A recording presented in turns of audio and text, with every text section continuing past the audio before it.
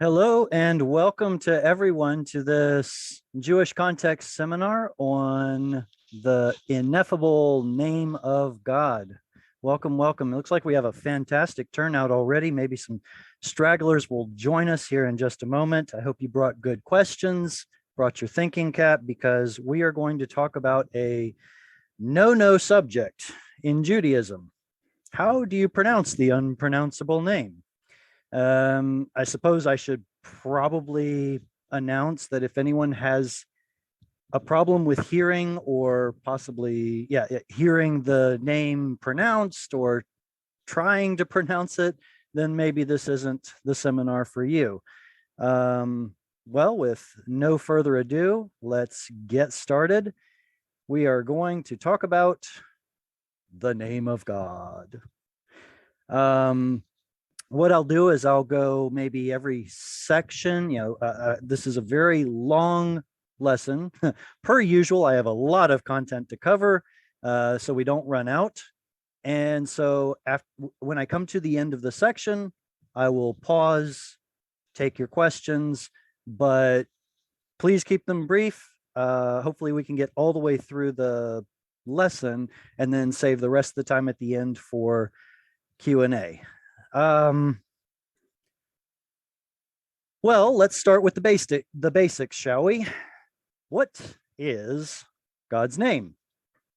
Well, the name of God is typically written this way right here, Yod He Vav He, or in English, sometimes it'll be transliterated as YHWH or YHVH. And it has a fancy Latin name, Tetragrammaton, which literally means the four-lettered name. This is important to talk about God's name, the name of the God of Israel, because all throughout the Bible, names are very important. You get to see into the character of a man or woman in the Bible based on their name. Like Abel, the son of Adam and Eve, his name is Hevel, which is a breath, a vapor. It's here one second, it's gone the next. And what happens to poor Abel? We get to see this all throughout the Bible. Avram,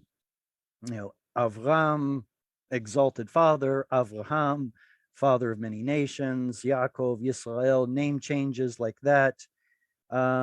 So let's begin by starting with a verse. How do we know that this Yod He Vav He is the name of God? I told you we're going to start out with the basics. How about this? Isaiah 42:8. I am Yod He Vav He. That is my name. That's pretty clear, isn't it? I shall not give my glory to another, nor my praise to idols. Ani Yod He Vav He. And if you've been with eTeacher or you've been reading a Hebrew Bible for any length of time, you know that the traditional way to approach God's name is to use a circumlocution, meaning replace it with something else so you don't accidentally take God's name in vain. So instead of trying to pronounce Yehovah or whatever it is, we are instructed by the scribes to pronounce it, or actually the sages, to pronounce it as Adonai, which is a completely different word that means master or Lord, my master or my Lord. So Ani Adonai Hu Shmi. Well, his name isn't Adonai. It's that right there, Yodei Vave. Uchvodi la'achar lo eten utilati lapsilim.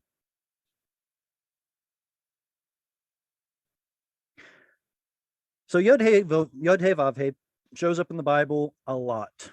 This is a conservative estimate, 6,200 times. It's closer to something like 68, 28, something like that. It's a lot. And the difference in the count is whether or not you include, if maybe there's a prefix like a preposition attached to it or something like that. So from what we've just seen, Yod He Vav He is his name. He wants exclusive reception of glory and praise. He's known to the patriarchs of Israel. He's set apart. We get to see that in Leviticus, where it says, be holy for I am holy. I mean, there's a lot of attributes we could go through. We could make a whole course about attributes of God. That's not what we're doing here, right? We're talking about the actual name. So, what is his name? I think we've answered that. It's these 4 letters, YHWH. How is it pronounced? That's what we'll cover next. What does it mean? That's what we'll cover also. And then this is sort of a loaded question here. How can it convey such an array of understandings? Well, it assumes that his name does cover an array of understandings. We'll get into that more as we continue. All right, the meaning. Full disclosure, nobody knows for sure. I hope that doesn't send anyone running down the road and leaving the seminars like, no one knows for sure. I thought he was going to tell me everything I needed to know about YHWH. Well, I'll try. I really will. But I'm not omniscient. I don't have an MP3 recording of Moses speaking from Mount Sinai. I don't know how it was pronounced, but I have a pretty good, I have some information that will help you make a decision as to what you might conclude is the best pronunciation, as have I. Yeah, so here's the thing. It's really hard to know how to pronounce something that was intentionally not pronounced for centuries, possibly millennia, actually. That's a long time. Here we have a quote from a very famous Bible scholar at the University of Maryland, Matthew Serenato. The original pronunciation of the Tetragrammaton is a matter of speculation. Why? Well, the origin of YHWH is a point of debate, though most scholars think that it is from a verbal form. I would agree. But we're not really sure what the root is. Really? Okay. All right. I think we have a pretty good idea. We don't know how it's pronounced. We don't know the grammatical form. We don't know precisely, we don't know the original root. There's some debate there. So anyway, this is my full disclosure that everything I could be telling you today is wrong. And when Mashiach comes and says, this is God's name, I'll say, yep, I was wrong. But this is what we know. And I hope you enjoy what I've put together for you. So the first time that we get to see some sort of an explanation for God's name is the burning bush incident in Midian with Moses. Vayomer Moshe el haElohim hine anochi va el bnei Yisrael ve'amarti lahem Elohei avotechem shalachani alechem ve'amru li ma shmo ma omer alehem. All right. Some of you are in level A, so my apologies if you feel like I'm wasting your time by reading Hebrew. Maybe the people who are in a higher level will get more out of it. Let's read the English. YHWH is my name forever. Moshe said to God, when I come to the Israelites and say to them, the God of your fathers has sent me to you, and they ask, well, what's his name? What should I say to them? What's his answer? God said to Moses, you say I left it untranslated here. Ehyeh asher ehyeh. He continued, thus shall you say to the Israelites, Ehyeh sent me to you. What? Ehyeh is right here. Let me turn on my annotate tool. Let's see. Vayomer Elohim, and God said, El Moshe to Moses, Ehyeh asher ehyeh. Now, anyone who knows something about verbs in Hebrew would recognize this as the verb to be.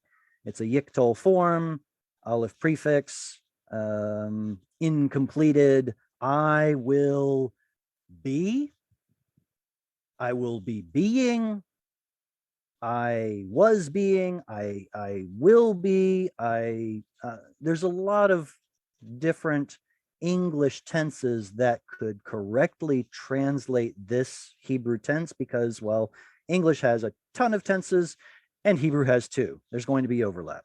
So, what exactly is the right translation for Ehyeh asher ehyeh? Well, most people would say something like, I am that I am, or I will be who I will be, or I am being who I am being, something like that. This is, the verb of existence. Existence in the sense of not really just being existing, but rather being close, being near, being available.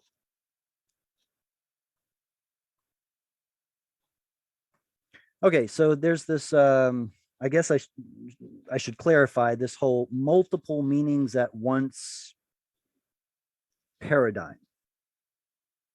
In some ways, this is just a problem with English not being able to translate an incompleted tense from Hebrew, but still the idea is there that Yod He Vav He does not have just one singular meaning.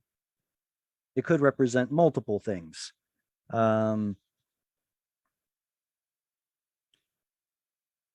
Well, this is basically what I've already said, so no need to repeat. Let's move on. Some people will suggest that Yod He Vav He is some sort of superposition of three tenses at once, because the present tense of the Hebrew verb to be is hove with a vav.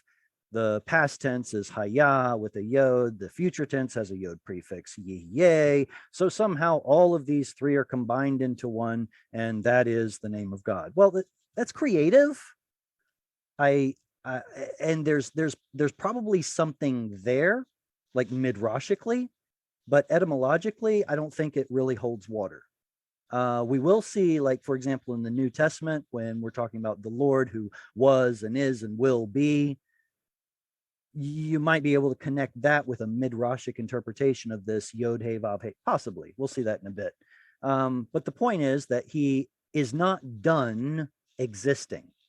It's a yiktol form. He is existing. He will continue existing. He is available. Now,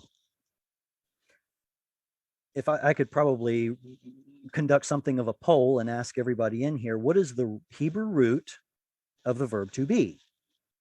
And anyone who has a BDB will say, well, that's easy. It's hey yod hey. The astute student would say, well, actually, it's hey yod yod. And the scholar in the room would say, actually, it's hey vav yod. What? Yeah, we'll see it in just a minute. But this is the older, more original form. In Hebrew, we get to see all the time vav and yod interchanging. Typically, yod is exchanged for a vav. Was a vav becomes a yod. And that's most likely what's happening here. Not really helpful, but I just want to go ahead and present now before we run out of time later that the Septuagint, the Greek Septuagint, a translation of the Hebrew Bible dating to the 2nd century before the Common Era, typically will say Kyrios, but here in this particular text, Exodus 3:14, they translate it as the one being. Ehyeh asher ehyeh in Greek is translated as I am the being one. Thus you shall tell the children of Israel, the being, the one who is being, has sent me to you. Okay, well, that's a hint as to what God's name means. So just to be clear, the force of Haya is not static, unchanging. Haya is, well, I guess I should say the verb can be being, existing, becoming. We'll see in a minute. It can also be causative, to cause something to be. So it's possible that the name intentionally is ambiguous. The how do I say that? Trying to determine the meaning of the name is intentionally ambiguous because it's not such a black and white or monochromatic conclusion. I mean, is God so simple that we can summarize him in one sentence? Or does he have multiple facets and we get to see it even in his name and the meaning thereof? So here we're going to start with one possible meaning of God's name, okay? Bear with me. God's name may be interpreted to mean the eternally, dynamically being one who is in incomprehensible superposition of every kind. That's a mouthful, right? Well, that's the idea, is that you can't just put one little short, succinct label on what God's name means. It actually has lots of facets. Okay, so here's another option. This is what I mentioned earlier, is that instead of Haya being in the Kal binyan, the Pa'al, the easy binyan, the simple active action, it could be hif'il. It could be causative. In which case, the meaning of the name would be something more like he causes to be, or he brings into existence. More on that in a bit. Oh, right. So I'm not going to sit here and read the slides for you all. You can go back and watch this again if you'd like to. So think about the Adonai Tzivaot that shows up like all the time in the Bible. What does that mean? Right? Tzava is a host of people, sometimes translated as an army, a crowd. So what does Adonai Tzivaot or Yod He Vav He Tzivaot mean? Well, if God's name is a hifil, or if it's coming from a hifil verbal form, it could be create, the one, like a creator, the one who causes to come into being, Tzivaot, hosts, people, armies, multitudes. He's the creator, Adonai Tzivaot, possibly. So the creator of the hosts of not just heaven, but everything. If that were the case, then we would expect an patach vowel under that yod, which there's evidence for that. Remember that in the yiktol, hif'il will have a patach under that prefix letter, like yashmiya, to announce. We'll see more of that later. I don't want to give it all away yet. Okay, so there are lots of other things to consider about the meaning of God's name derived through comparative linguistics. What do other Semitic languages have to say about the possible root of God's name? Okay, well, here's a list of some possibilities. Not that I buy into them, but just want to let you know that they are there. Egyptian has an YHWH, the God one. Akkadian has Yahu, which means exalted. Sumerian could mean seed of life. The Ugaritic, which is a very close neighboring Semitic dialect. The speaker. Some people even will propose that God's name comes from Yada. I wouldn't put too much stock in it. Or Arabic, the passionate one. Okay, well, you want to read some further, there it is right there. But it seems most likely that it's coming from the Hebrew root to be. All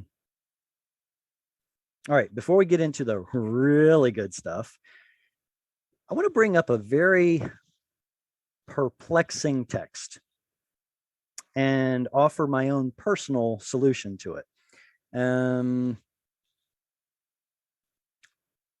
I guess before we do that, though, we have to introduce the idea of the documentary hypothesis. I'm not a big fan of the documentary hypothesis, but I understand it. I know that it has some relevance and some credibility.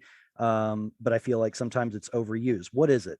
The documentary hypothesis says that the Torah, or actually the whole Bible, but mostly the Torah, was brought together through multiple traditions, and that there was some final redactor or editor that put everything together.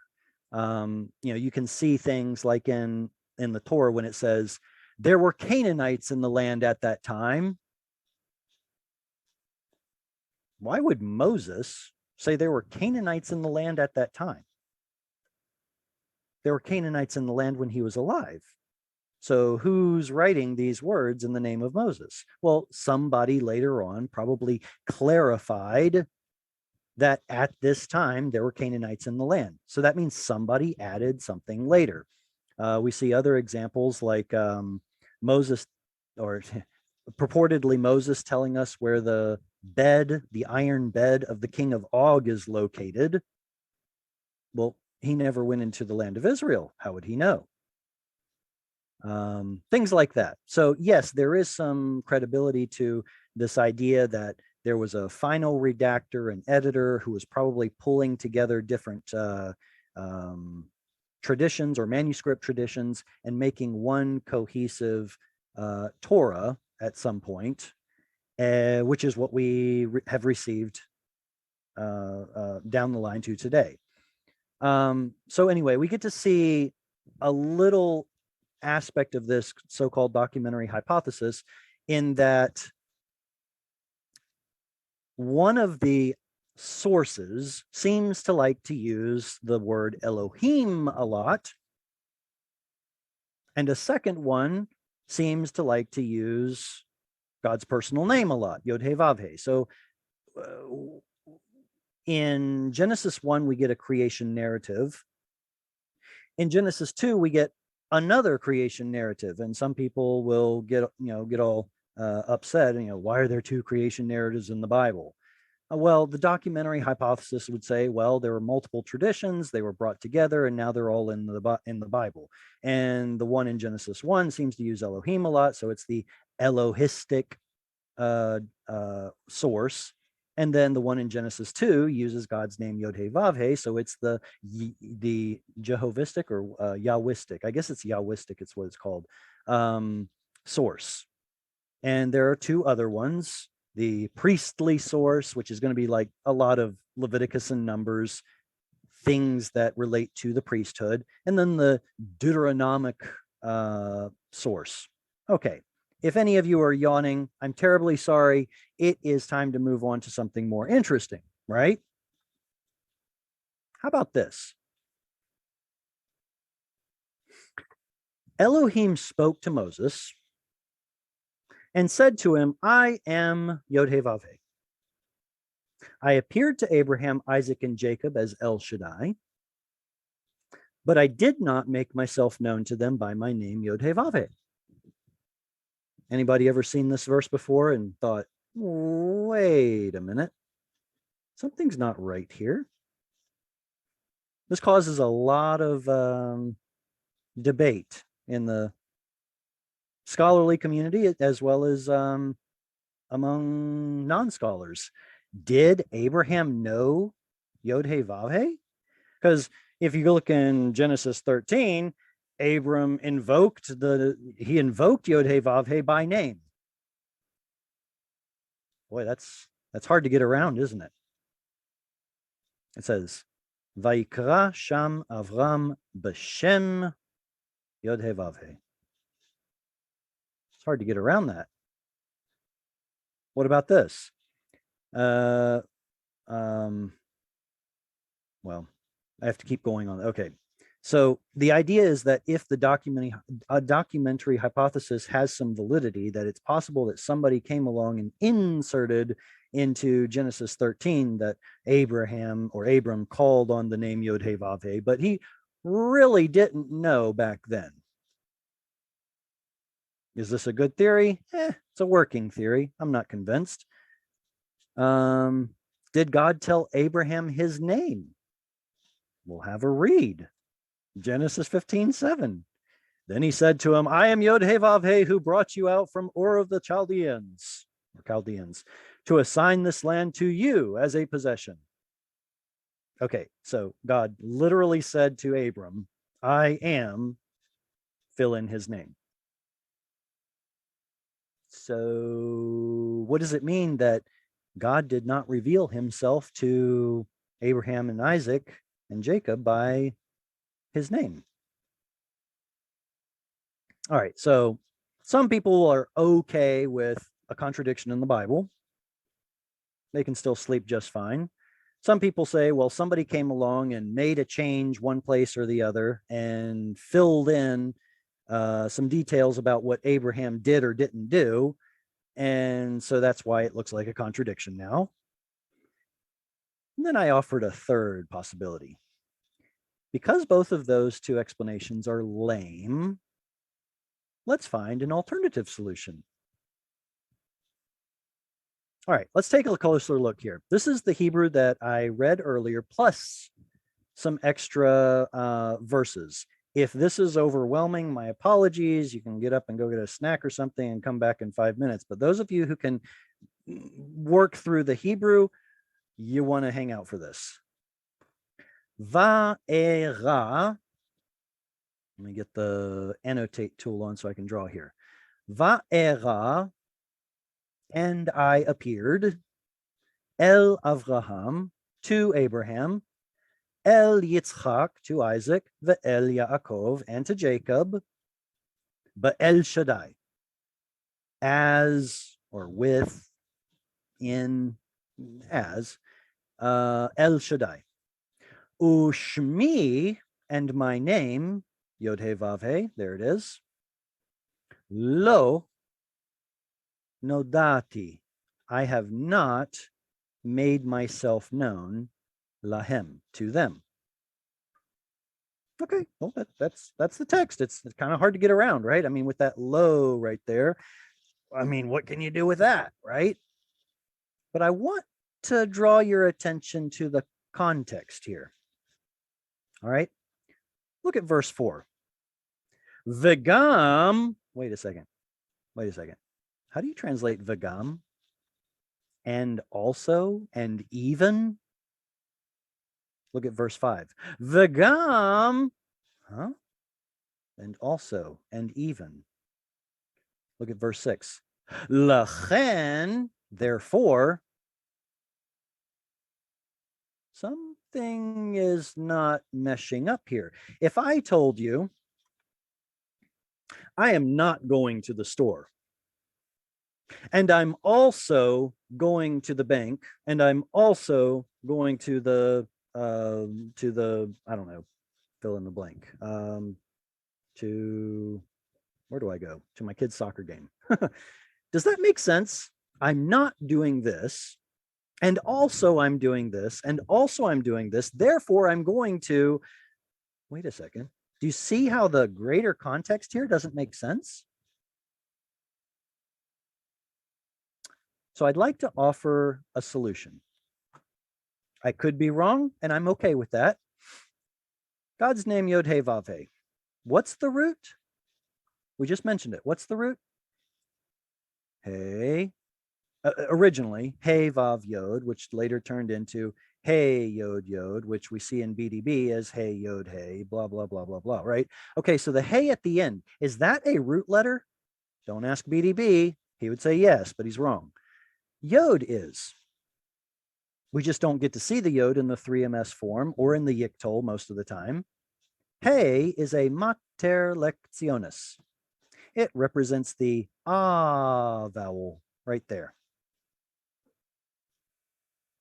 Or some other vowel. Remember, hey can represent 3 different vowels, either a, e, or o. So maybe it's this vowel, maybe it's not, but that's not what I'm getting at. The hey is a mater lectionis. When do we start seeing mater lectionis letters? We get to start seeing them around the time of King David. How much older is Moses than King David? A lot older. Is this hey original? No, it can't be. It had to be inserted at some point. like pretty much all of the other Mater Lectionis letters in the Bible, by some redactor, by some editor later on after Mater Lectionis letters came into use. So I have a suggestion. What if, now I have to clear the screen. What if originally God's name was represented by only the consonants that comprise it, Yod, He, Vav, and the Mater Lectionis did not exist yet. And in fact, we're going to see some attestations of this in archaeological finds and in inscriptions. So this is a thing. And what if the text was written so close together that this actually belongs to that word? Anybody know what the word hello means? Well, no, I'm not talking about hi, how you doing? I'm talking about hello. Hello is a question word. Written out, it would be spelled something like this. Hello. Hey is the interrogative particle, and lo is the word lo. Together, we typically translate it as something like didn't or isn't. Didn't I make myself known to them by my name, Ad Yod He Vav? And also, I established my covenant with them to give to them the land of Canaan, the land of Migurehem, the land of their sojournings, Asher Garu Bah, in which they sojourned. And also, Vagam, Ani shamati et na'akat b'nei Yisrael. I've heard the suffering from the children of Israel. Asher Mitzrayim ma'avdim otam is placing labor on them. Ve'ezkor et briti, and I have remembered my covenant. Lachen, therefore, emor livnei Yisrael, I'm going to say to the children of Israel, Ani Adonai vehotzeti, and I am going to bring you out, etchem mitachat sivlot Mitzrayim, out from the suffering of Egypt, vehitzalti, and I'm going to rescue you, etchem me'avodatam, from your labors, and so on and so forth. You can read this in the English if you're interested in doing so. But do you see what I've done here? I have appeared to Abraham, Isaac, and Jacob as El Shaddai. And by my name, Yod He Vav, didn't I make myself known? Well, that's convenient. And also, I'm doing this. And also, I'm doing this. Therefore, I'm going to also save Israel. Huh? Can we work with this? We just solved the problem of the contradiction of the Bible. I know some people are not comfortable with just haphazardly switching letters around in the Bible. God forbid that the Masoretic scribes got something wrong. I say that tongue in cheek because there are lots of examples where they got something wrong. In the prophets, there's a clear example of where one letter at the end of one word should have gone as the first letter of the next word. And we see it in the translation of the Septuagint, but the Hebrew is almost unintelligible. It makes no sense. So we see this in other examples. I did not get that example together. I'm sorry I didn't prepare that. I probably should have, but we do see these kinds of things in the Bible. It is a thing. That would certainly solve the problem. All right, what chapter and verse is this is what somebody is asking. Let me see.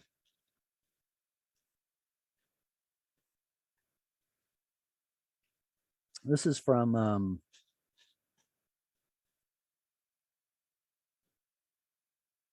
Exodus 6, 2, 3, somewhere around right there. All right, so hopefully that got your gears grinding. Hopefully that got you going. I hesitate to ask if there are any questions, but I probably should. Does anyone have any questions at the moment before we get into how to actually pronounce this unpronounceable name?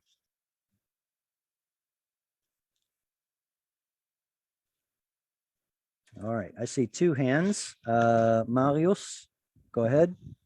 Yeah, that's very interesting. Just in that verse 6, I see there's also YHWH with the ending K. With your theory, just wondering what you think about that. Yeah, remember that all of the hays from pre-Davidic time had to be inserted.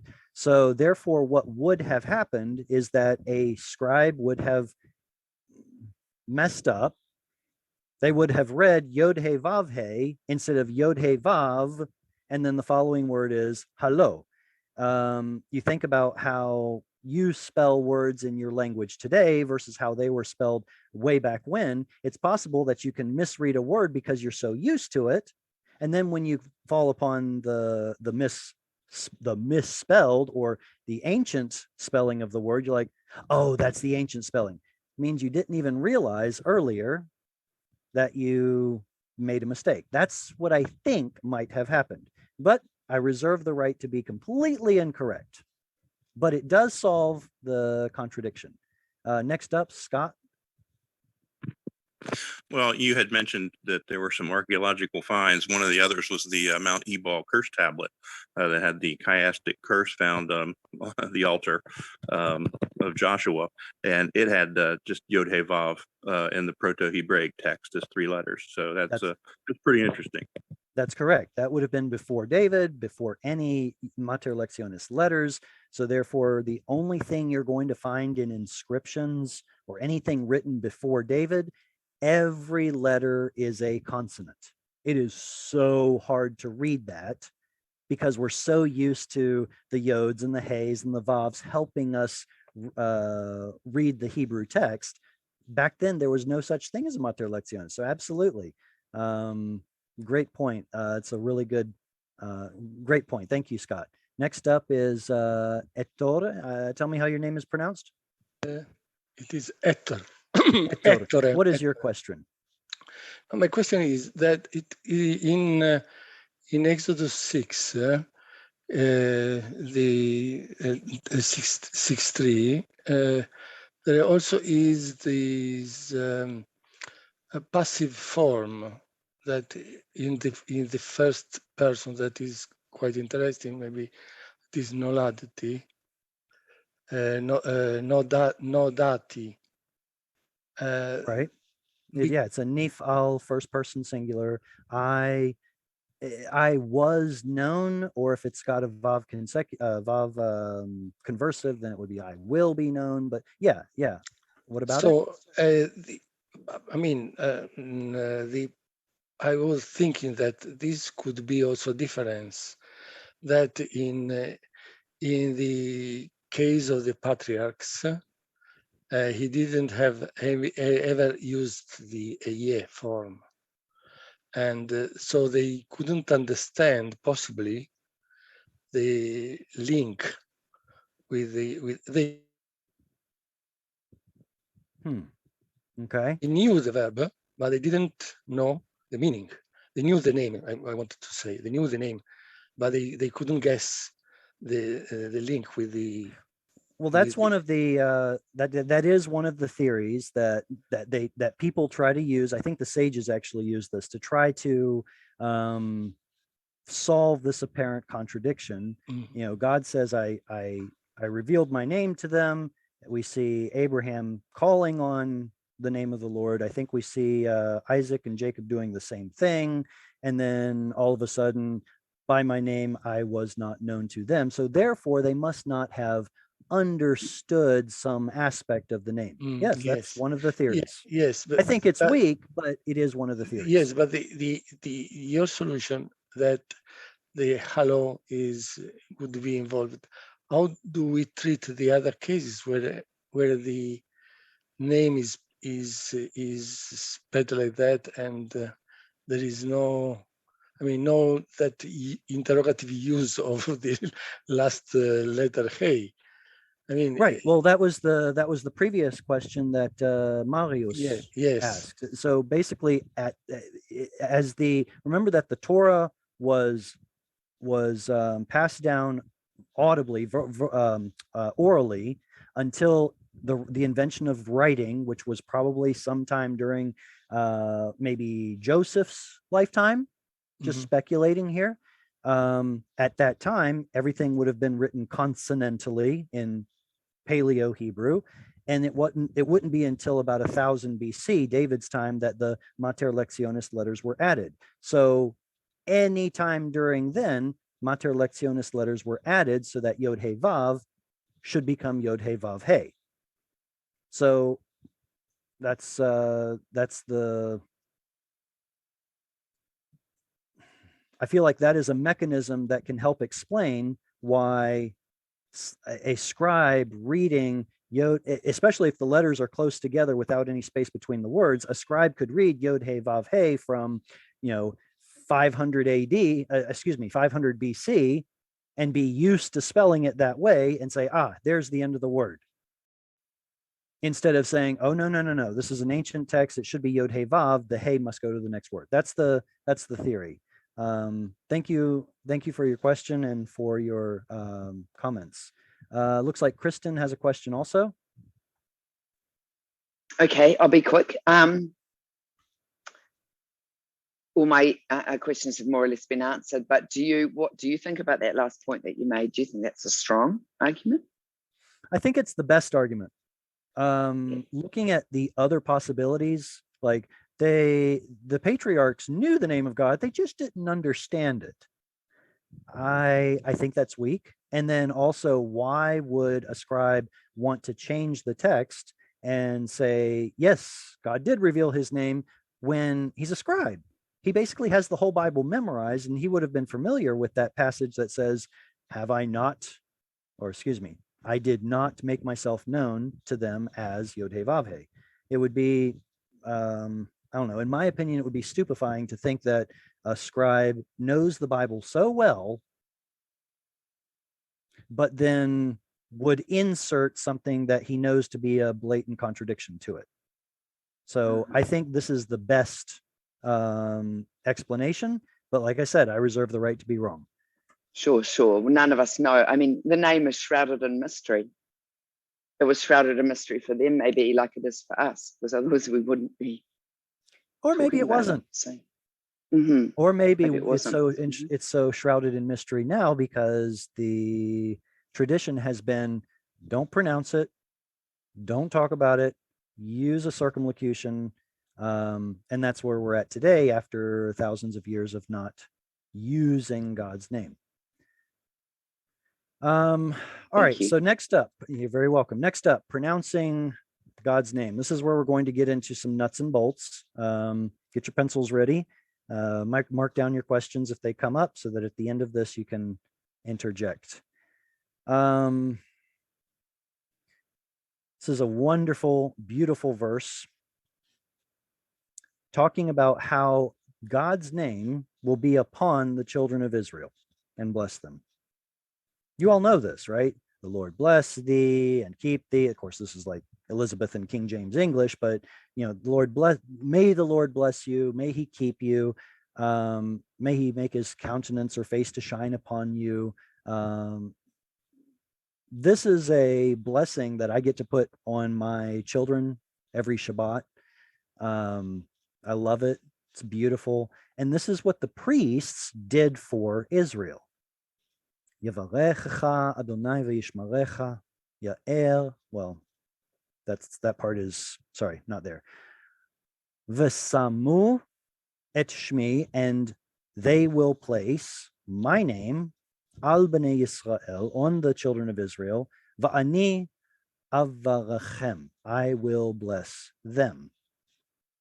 So it must have been pronounced in the past. If the priests were blessing the people, it must have been pronounced. Well, yeah, you can look at other more plain examples, like in the story of Boaz, when he's coming into his field and he greets the people in the field, and the people in the field greet him back, and both of them are using God's name, Yod He Vav He. Of course it was pronounced. Absolutely it was pronounced. We have evidence in the positive that it was pronounced. It's just that around maybe the Hellenistic period is when it started to fall out of use. during, let's see, what is his name? Shimon HaTzadik. Simon the Just was a high priest at the time that the name was falling out of use because of the increase of not corrupt or despicable. I'm trying to think of what the word is. Sinful people. See, here's the thing.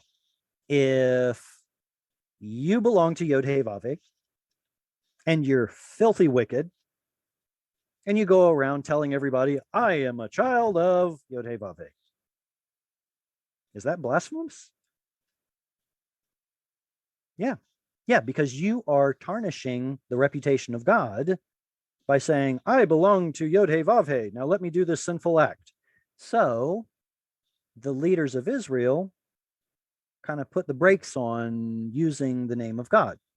Now, it also helped, or I say that, that's not exactly a good word. It also added to the momentum, or to the driving force to stop using the name, that the Greeks forbade the Jews from several things: pronouncing God's name, following the Torah, circumcising their children, eating clean meats. So that was also part of the driving force to stop using the name of God. But yes, was the name pronounced historically? Absolutely. All right, has anyone heard of the Lachish ostraka?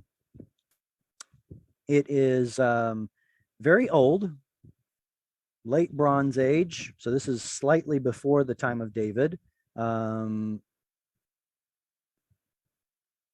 it includes Yod He Vav, or Yod He Vav He. It includes God's name.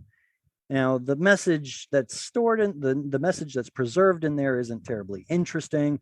And in as much as my Lord says, don't you know how to read a letter as Yod He Vav He lives? Okay, that's boring. But what's cool is that Yod He Vav He is showing up in a very, very ancient inscription.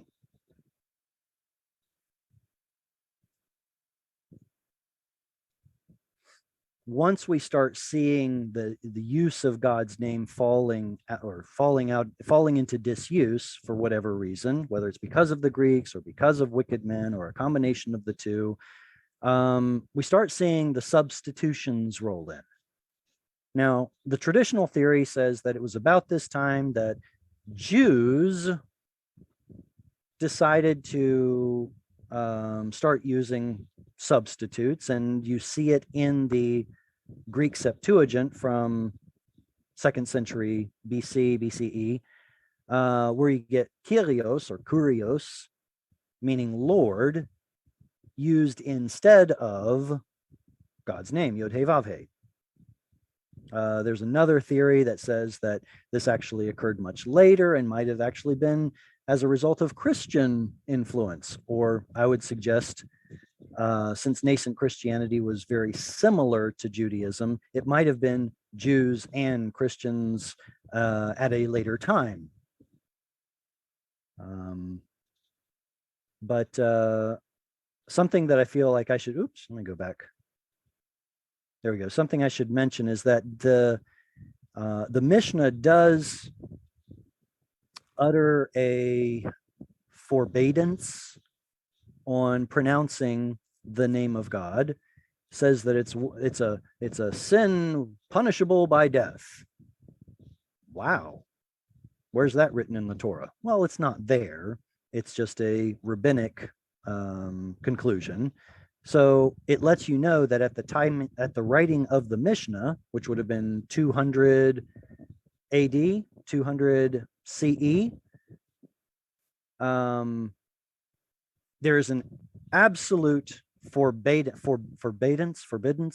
absolutely forbidden to pronounce God's name, except in a very special case when the high priest is singing the blessing over the people in the temple in Jerusalem. Except for then, nobody else can say it, and even that ended up falling out of use according to the Talmud. We see in the Mishnah itself that instead of writing Yod He Vav He, it writes Yod Yod, or Yud Yud, however you pronounce your Yods.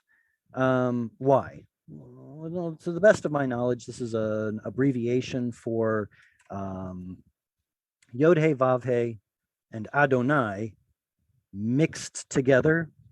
So it's like Yod Aleph, He Dalet, Vav Nun, He Yod. You're taking the two letters and mixing them up. It starts with Yod and ends with Yod. So you're taking that combination, Yod He Vav He Adonai, and it's presenting it with Yod Yod. And that's a reminder to let you know that it is Yod, God's name, but you're supposed to pronounce it as Yod Adonai. So you already see that not even pronouncing the name, but not even writing the name. All right, so what are the vowel points that the Masoretic text is putting on Yod He Vav He? Well, most of the time it shows up like this. Most of the time. We get a shva right there. We get a kamatz right there.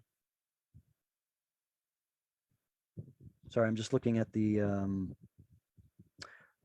looking at the chat. Do you have a reference for that quote from Simon the Just? No, it's not a quote from Simon the Just. It's in the Talmud about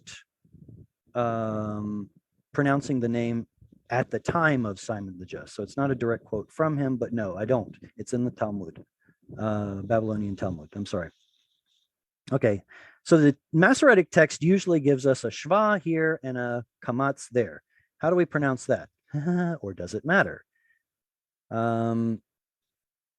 What you can find in rabbinic writings specifically, explicitly, is that those who pronounce the name Yod He and Vav He as written, curse be upon them, but those who pronounce it as, and it just has Aleph Dalet. Well, that's referring to the word Adonai. It's abbreviated, but it's there, Adonai. We're supposed to read the name as Aleph Dalet, as Adonai. So what if this reduced vowel is represented by that reduced vowel? Yes, it's not identical. I get it. And this kamatz is represented by that kamatz. Now, why wouldn't they just put a chataf vowel under a yod? Well, in one sense, it doesn't make sense to put a chataf vowel under a yod. You only put them under gutturals. Another possibility is, well, what if God's name does actually start with a ya sound and you want to avoid it? So now you're building like a fence around a fence. Don't even come close to pronouncing the name. So instead of putting a full chataf patach, you just put a shva. That way, if you accidentally started pronouncing it, it'd be something more like yeah instead of ya. There is another theory that the shva and kamatz actually represent the name.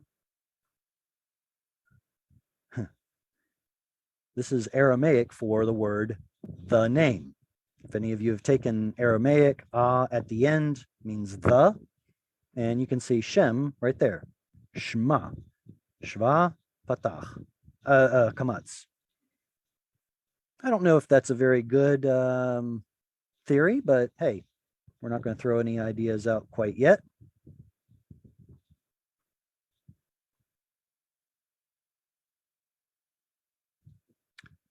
Does the Masoretic text always give us these vowel pointings, a shva and a kamatz? No. No, it doesn't. It gives us 6 different forms. More if you include all of the other, like if you have a prefix added to it, like lamed or bet or kaf or vav. But the name by itself, we see 6 different vowel combinations throughout the Bible. Now, granted, what I just showed you is the most common by far.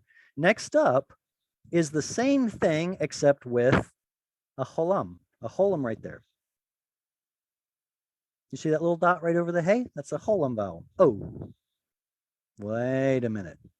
So we have a reduced vowel, we have a cholam, and a kamatz. Something looks familiar here. That is correct. Ladies and gentlemen, that's probably what's happening is we have the vowel pointing for Adonai put on Yod He Vav He. So even if we pronounce this as it's written, I tell my students this all the time, it'd be kind of like taking the consonants of Germany and the vowels of Russia and putting them together. What does it spell? Nonsense. So what does this spell? Well, nothing. Sorry, the vowels are here to remind you to say something else. There is a fence there to keep you from pronouncing Yod He Vav He. And how do we know this? Oh, has anybody ever heard of Nehemiah Gordon? Nice guy. Met him in Jerusalem. I disagree with him when it comes to the ineffable name, and I wrote him an email about it, asked and challenging him a little bit. His opinion is that what we see written in the Bible is how we should pronounce God's name. So he would say Yehovah, Yehovah, which of course, because of J becoming turning from an I vowel to a J consonant, it eventually turned into Jehovah. And we get to see this in like Jehovah's Witnesses. We get to see this in German scholarship when Germans started studying Hebrew, 152, a long time ago. They read this as written. They said, this must be God's name, Yehovah, or later Jehovah. But is it? Probably not. How do we know? I'll tell you. This is that was Nehemiah Gordon. This is a new Gordon. This is Cyrus Gordon. He's an ancient Near East scholar, and he believes that the traditional explanation that the vowels are there to remind you to pronounce it a different way is the correct method, because he sees different vowel pointings through the Bible, especially when the actual word Adonai is adjacent to Yod He Vav He. Look at the vowels on that now. We have a Chataf Segol, Cholam, Chirik. Representing what? Well, read what the sages wrote. It would represent Elohim. Elohim. So instead of saying Adonai, Adonai, which just sounds silly, you have to read it as Adonai Elohim. And so the vowels are put on Yod He Vav He to remind you to pronounce it as Elohim. Okay, so that means if God's name is always supposed to be pronounced either as Adonai or Elohim, it means that the cholam is superfluous. It shows up in both cases. That's why the cholam usually isn't written. It's redundant. Whether it's Adonai or Elohim, they both have an O in it. So that's why the vast majority of the time, all you see are the two vowels, whether it's representing Adonai or Elohim. The sheer fact that God's name shows up with 6 different vowel pointings should be a clue that how it's written isn't correct. I want to get to the good stuff here, so I don't want to spend too much time. This is a quick overview, a quick summary of what I've mentioned so far as far as the various ways that we see vowel pointings. Here are some references. Here's how it shows up. Shva kamatz, shva cholam kamatz, chataf segol, cholam, and so on and so forth. But basically, all of these four, the first 2 are going to represent Adonai, and the next 4 are going to represent Elohim. Now, if you're not convinced by that alone, have a look at these also below Genesis 8:20. La Yod He Vav He. Wait a second. Why is there a patach here? You know how a lamed prefix interacts with words that start with a yod. Well, the shva goes away. This turns into a chirik. Li like Lirushalayim or Birushalayim or Mirushalayim, right? So why do we have La Yod He Vav He or Va Yod He Vav He or Me right here? This is compensatory lengthening. That only happens in front of gutturals. So why is it showing up? Because you're supposed to read Yod He Vav He as Adonai, which starts with a guttural. So even in all of these, you get to see that we're supposed to pronounce it some way differently. So the Masoretic text cannot help us figure out how to pronounce it. They're intentionally trying to hide it. Okay, so just want to go ahead and let the cat out of the bag here. Yahweh is what the scholarly consensus is on how God's name was probably pronounced in ancient times. Now, we're going to have to kind of parse this out, but it's easier to do that than to say, okay, let's work up to it, and then here's the grand finale. Yeah, it helps for me to go ahead and fill that in. But what were the Jews doing about the name? They were putting in circumlocutions. They were saying Lord. They were saying God. They were saying Hashem, or even heaven. Have you seen that before? Where there's a reference to heaven, like the kingdom of heaven is something you see in the New Testament a lot. Does that mean the kingdom is going to exist up there? No. Heaven is a circumlocution for God. That's why when you see in the Synoptic Gospels, you see the same story showing up in Matthew, Mark, and Luke. In one of them, it says kingdom of heaven, and another one, it says kingdom of God. Because it's a circumlocution. So this was already happening by the first century. All right, so here's the nitty-gritty of why it's such a big problem to figure out the pronunciation of God's name. Okay, if you haven't gotten to level Gimel in your biblical Hebrew, you might have some trouble here, but just hang on and bear with me.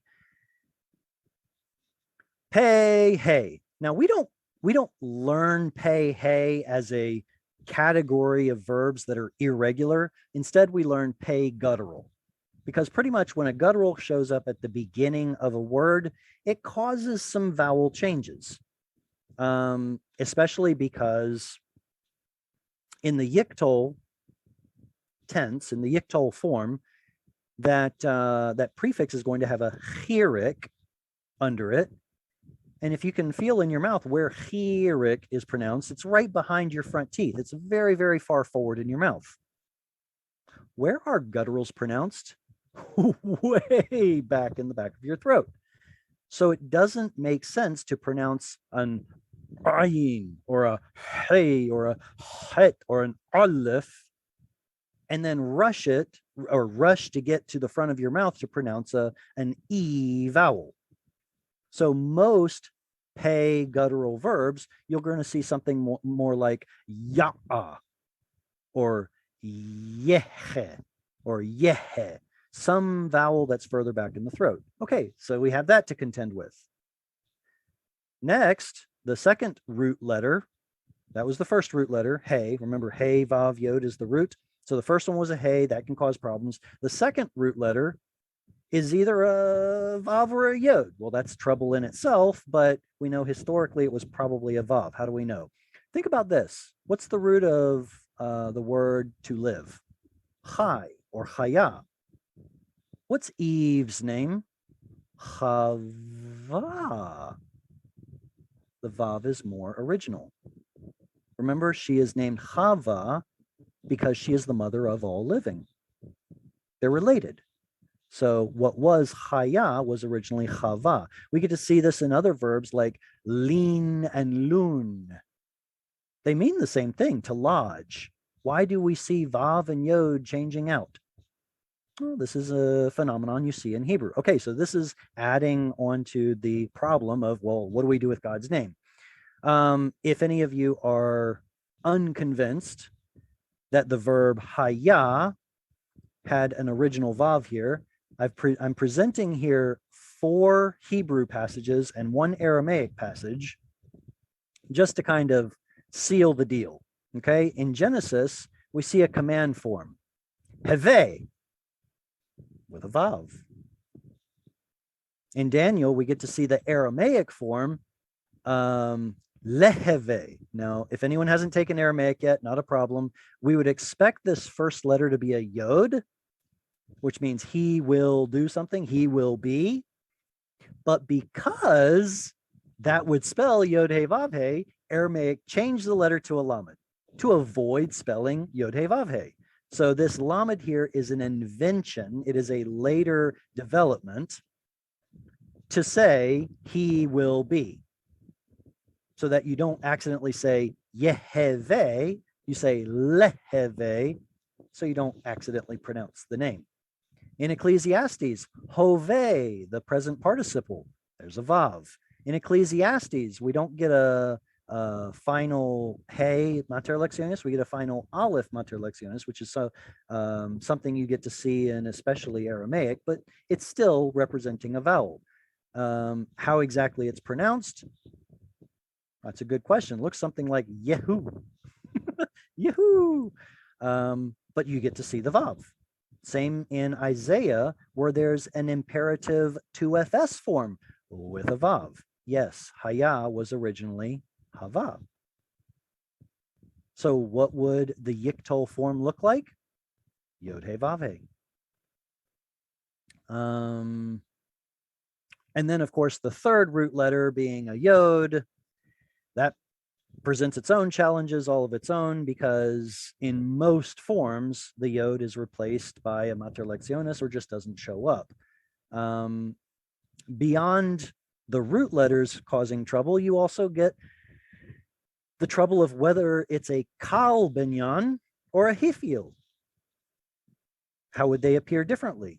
Maybe if it's a Kal Binyan Yiktol, you'd get something like Yihi or Yehiye or Yihiye, except instead of a Ya, there's a Wa, because that's more original. So it'd be something like Yehiwe. But if it's a causative, what would it look like? Yah.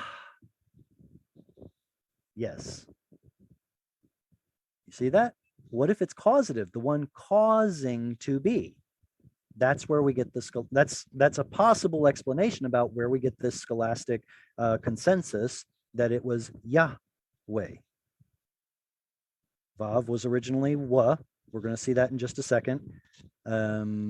So Yahweh would be a causative. He is causing to be, causing something to be.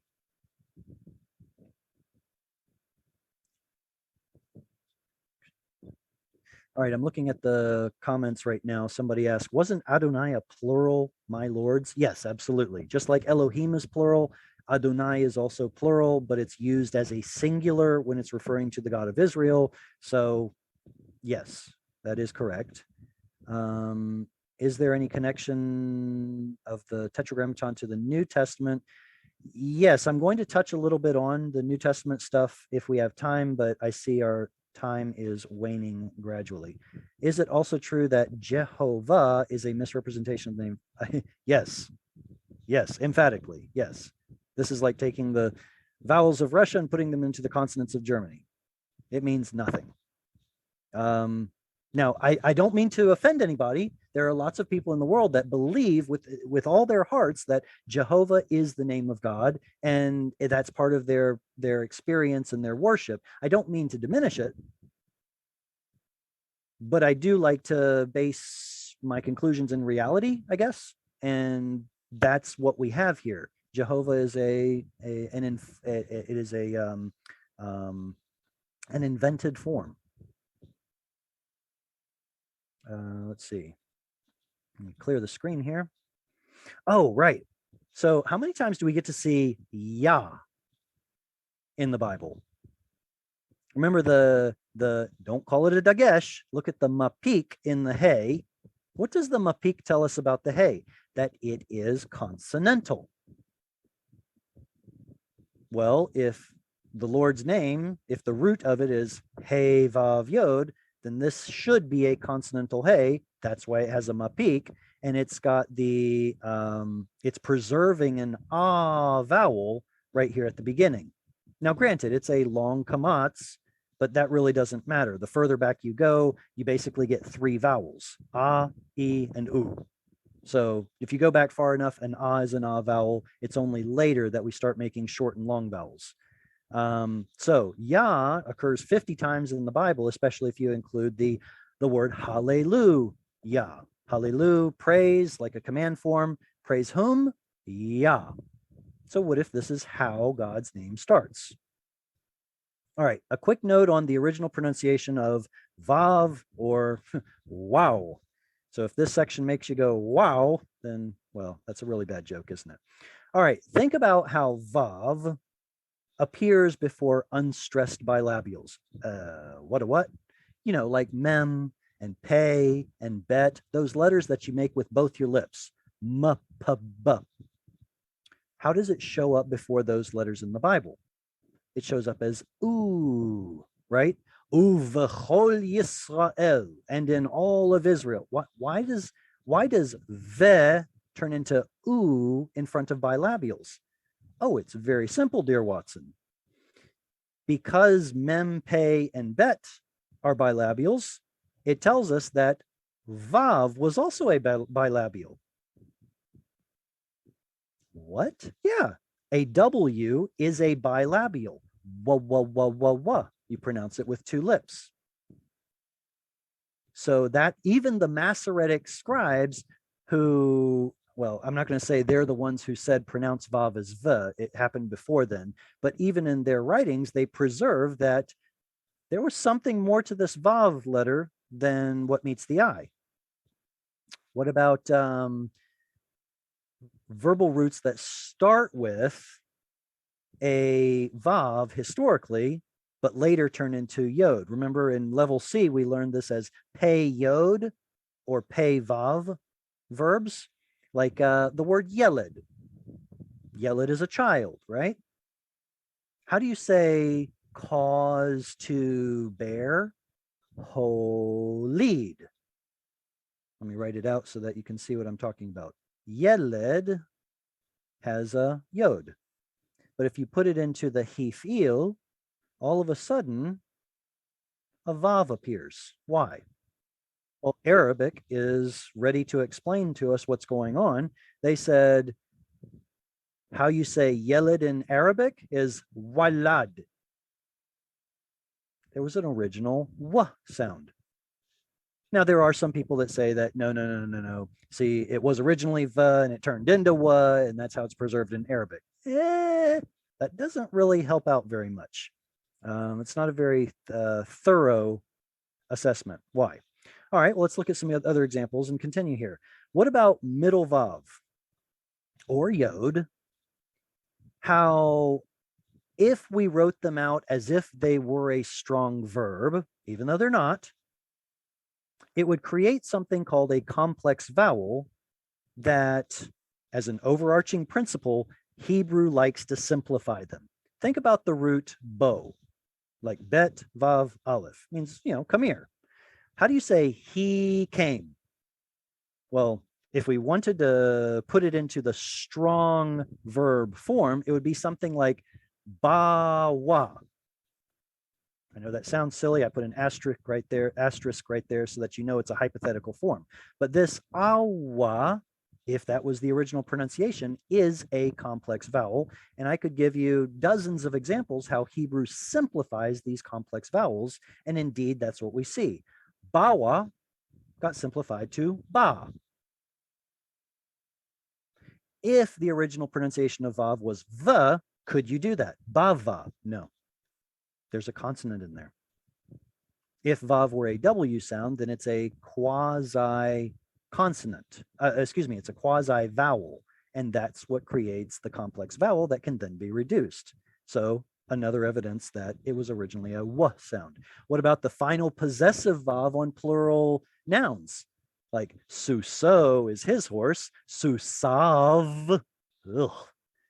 Susav is his horses. Where did this v sound come from? Well, I'm so glad you asked. It should be Susehu with a yod, Susehu, but hey kind of fell out of pronunciation. It's such a weak letter that historically they stopped pronouncing, especially in because of Aramaic influence. And in fact, in modern Hebrew, we're seeing the exact same phenomenon happen all over again. But anyway, if you take out the hey, what are you left with? Au. Au is closer to what Av should have been pronounced like because it came from Ahu. Nevertheless, eventually Vav became V, and now the scribes tell us to pronounce this as Av as though the yod doesn't even exist. All right, if that still doesn't convince you, here's the kicker. Proper nouns in the Hebrew Bible that contain a Vav are transliterated into Greek using an upsilon or an upsilon, depending on how you pronounce it. Has upsilon ever had a V sound? No. So why is it that Levi is preserved as Lewi and Kislev is preserved as Kislev? Or Ahashverosh, King Xerxes is Ahashverosh. I know it's hard to say, but this is really good evidence that originally Vav was a W sound. If anyone's familiar with Nehemiah Gordon, he says that there are two words for the word back, like the back part of your body. One is Gav and the other one is Gav. One spelled with Bet, one spelled with Vav. And because they are used interchangeably, in his opinion, therefore they must have been pronounced the same. Okay, I disagree with him because Gav actually comes from Gimel Bet Bet.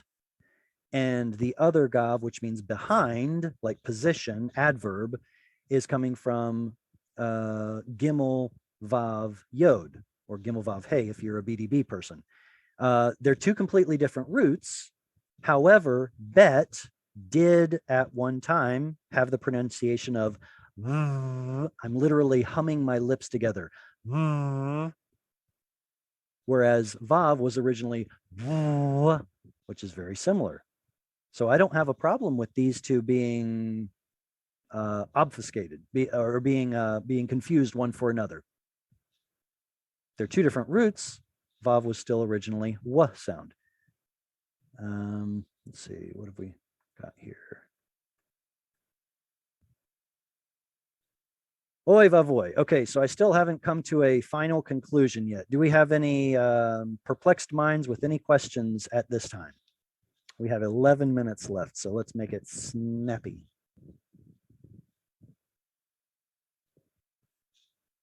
Okay, I don't hear any questions and I don't see any hands, so I'm going to press forward. Early solutions that we see in the Septuagint. Okay, so you may not know this, but not all Septuagint manuscripts have kurios or kurios. Look right here. We have a Paleo-Hebrew, we have God's name preserved in Paleo-Hebrew in a Greek Septuagint fragment. Apparently, the Greek-speaking Jews, when they were writing out the Septuagint, would put the Paleo version of God's name in here because it had fallen out of disuse by this time. So a Jew would look at that and go, what? Oh, that's what I'm supposed to read as Adonai. Nevertheless, it's still God's name written in Hebrew, Paleo-Hebrew, inside of a Greek text. That's pretty cool.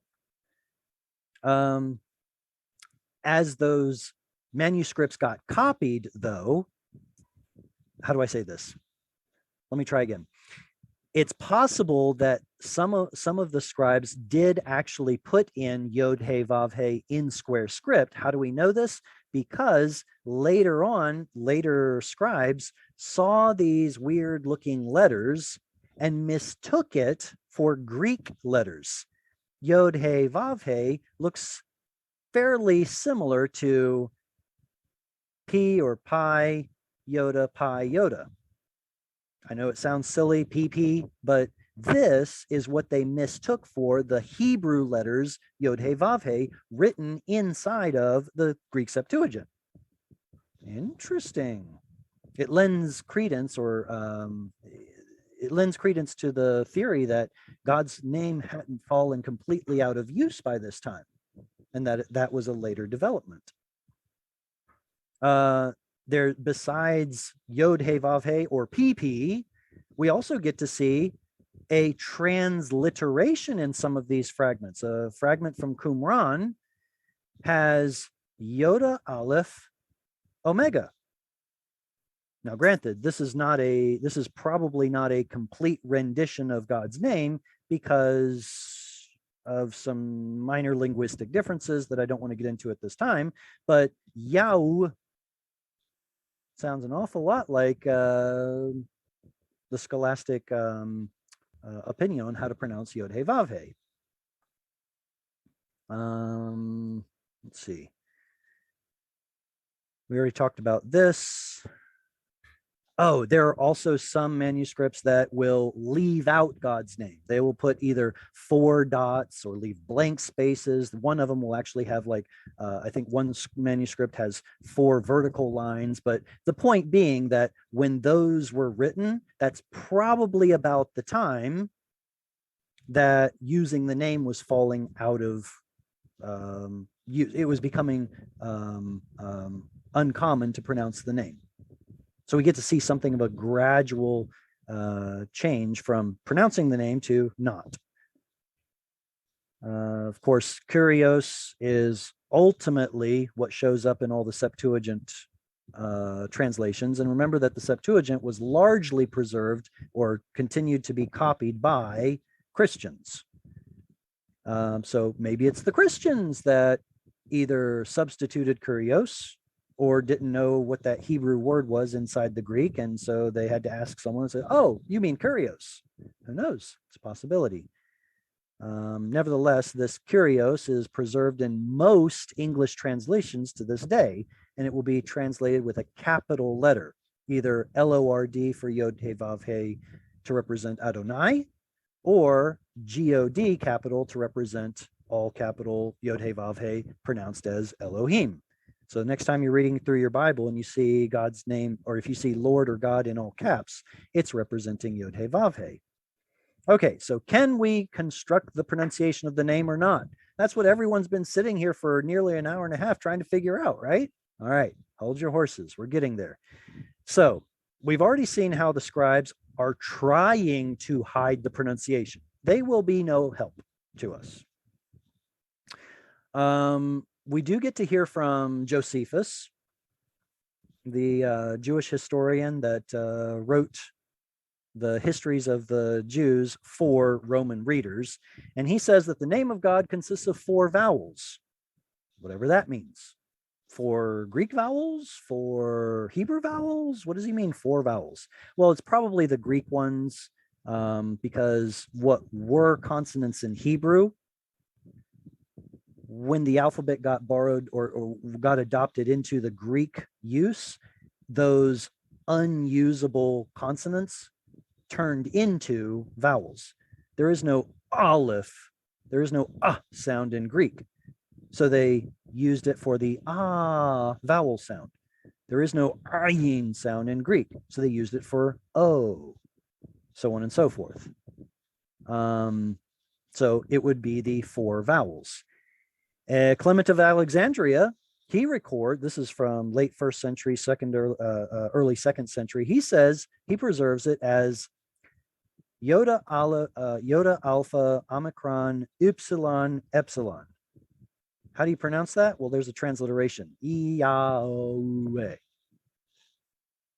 Wow. Did you know that he preserved that for us? Thank you, Clement. What about Theodoret? What did he say in the 5th century? Well, he heard the Samaritans pronouncing God's name, and he preserved it as this right here. Wait, why is this beta showing up? Are we supposed to say Yahweh? No, don't be silly. Whenever there's a vowel before a beta, it was probably pronounced va. Remember that humming your lips together sound, which is a bilabial, which would have come from a W sound, because there is no W sound in Greek. So Yahweh or Yahweh probably came from Yahweh. So what about Jehovah? Invented form, sorry. If it's near and dear to your heart, I do apologize, but it appears to be an invented form. What about Yahweh? Well, that appears to be what the evidence is telling us. We actually get to see some theophoric elements in names. Maybe you all might have some questions about that. Well, why can't we use proper names to help determine how to pronounce it? You know, sometimes we have Yehoshua, Joshua, or Yeshayahu, Isaiah. So we get the first part and we get the last part. Why don't we just stick them together? Well, I wish it were that simple. Unfortunately, all the oo vowels in Hebrew, not all of them, a lot of the oo vowels got turned into o vowels. So that's why we see Yeho instead of Yahoo. And then it's also possibly going to be about the time that people were trying to avoid pronouncing the name. So you're going to get purposeful or intentional misrepresentations of the name. Remember, it was the scribes later on who wanted to stamp out pronouncing the name, and they're also the ones who get to vowel point your text. So can you trust them? There's a little bit too much conflicting evidence. If we already have a transliteration in Greek, then we can probably work with that.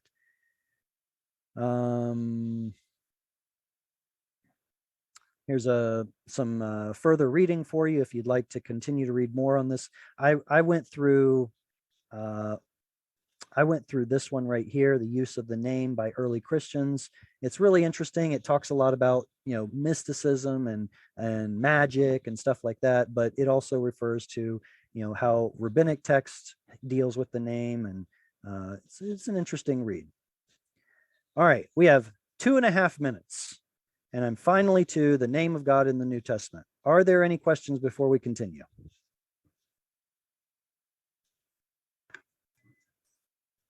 All right, let's see what this guy has in store, right? Okay, so we get to see basically all of the, how do I say this? All of the conventions that we saw in the Septuagint is basically what we're going to see in the so-called New Testament. My apologies, I don't really like calling it a New Testament because it infers that there's an old one. It implies there's an old one. I'd rather call it, you know, the apostolic writing or something like that, the apostolic writings. But, you know, people call it the New Testament, so that's what it is.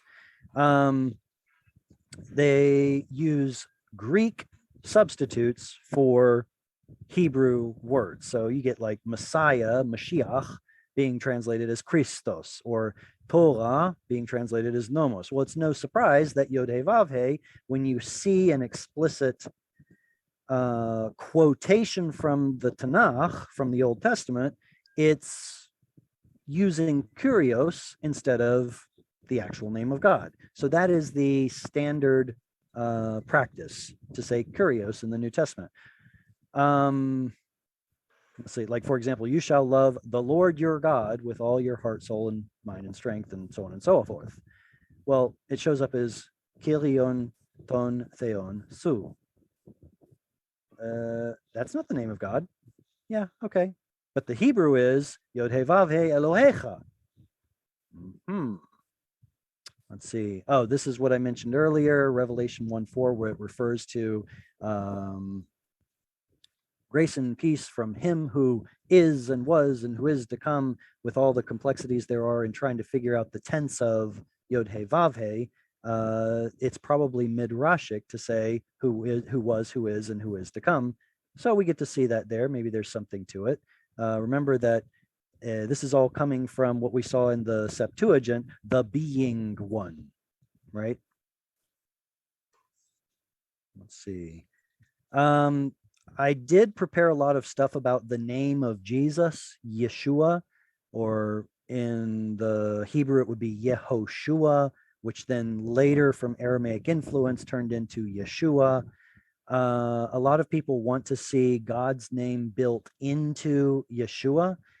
I don't think we're going to be able to get to that. Sorry. As far as rabbinic tradition goes, we already talked about Yod Yod. There's another. Sorry, that's my alarm. Trying to make it go off. It's really annoying. Okay. Besides Yod Yod, we also see circumlocutions, Hashem, HaKadosh Baruch Hu, the name or the Holy One, blessed is He. You even see fences around fences like Elohim, which is a mispronunciation of Elohim because we can't pronounce Yod He Vav He, so we use a substitution. But you know what? Let's go ahead and mispronounce that too, so we don't accidentally mispronounce the circumlocution and take God's name in vain. Or you'll see like G/D, same thing, fence around the fence, substitutes of substitutes.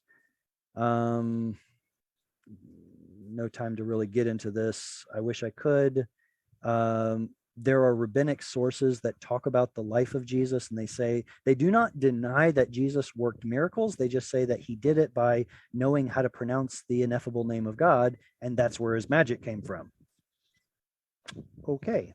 So he did do miracles, is what the sages are saying. Remember, this is enemy attestation.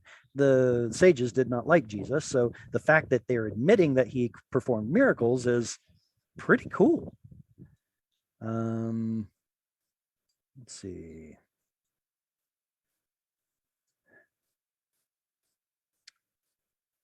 Right. So I don't want to. I guess I should hurry up and go through this. Remember that the Hebrew alphabet was invented. Some people say it was invented by the Phoenicians, but I think that Proto-Sinaitic is more original, so it's probably not Phoenician, but that's just my opinion. But anyway, the letters derive from Egyptian hieroglyphics representing a word that starts with the letter that the Hebrews wanted to use in their alphabetic text. So Yad is related to an Egyptian word that has to do with hand. Well, it has a Y sound, so it represents the Y sound in Hebrew. So all of these Paleo Hebrew letters are originally coming from Egyptian hieroglyphics, and they're borrowed into the Hebrew language. But anyway, so if you look at what each letter means, you get something that's kind of sensational, right? Yod He Vav He comes from Yod, hand. He, window or look or behold. And a Vav is some sort of a connecting stake or a hook or a peg. And then He again. So some people will take a very interesting approach and they'll say, well, Yod He Vav He means hand, look, nail, look. If you're a Christian, you know what this means.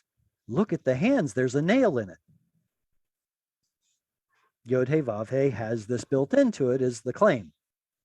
Okay, let's run with that. So you're saying that the meaning of the letters derives from Egyptian,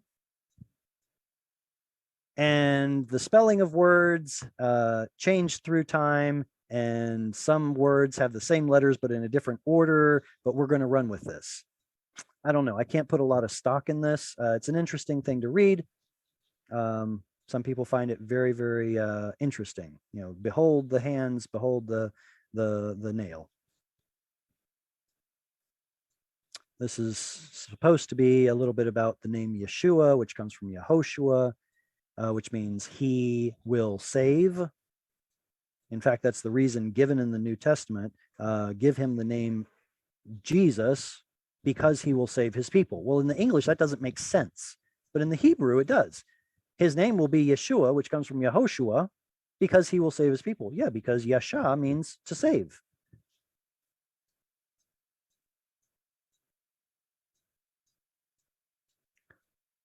All right. I think we're going to have to call this, we're going to have to close this out. We're already running well over time. Does anyone have any questions that we can address before ending the meeting?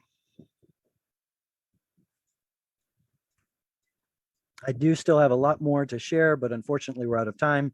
I don't think I can share the slides. Someone's asking, can you please share the slides? All that's going to be available is the video recording of this presentation. So, I mean, I can flip through them so that you can go back and watch these and read through them, but I don't think I can share the slides per se. Any other comments or questions? Marius. I think in Psalms, a lot of the times it talks about Yahweh as well. Or Speak up a little bit. I can't quite hear what you're saying. I'm just saying, a lot of times in the Psalms, it's got God's name there, and as I understand it, the Psalms are meant to be sung. So for me, it's just evidence that it wasn't meant to be said. Oh, absolutely. Yeah. Yeah, absolutely. Definitely. But then again, understanding why pronouncing the name was prohibited is informative. If you have a bunch of wicked people saying, I belong to YHWH, and they're going around telling other nations that, it's blasphemous. So now that we haven't pronounced it for 2,000 years, what do we do now? Well, we're probably going to have to wait for Mashiach to come and reinstate it. What a beautiful song, singing the Psalms at the temple that will be. All right. Thank you all so very much. I hope you enjoyed what you saw. Come back next time on June 26th. I'm going to discuss Jewish biblical interpretive methods. June 26th. Look forward to seeing you guys then. Lehitorot v'shalom lekulam. Goodbye and shalom to everyone. Shalom, shalom. Shalom. Shalom.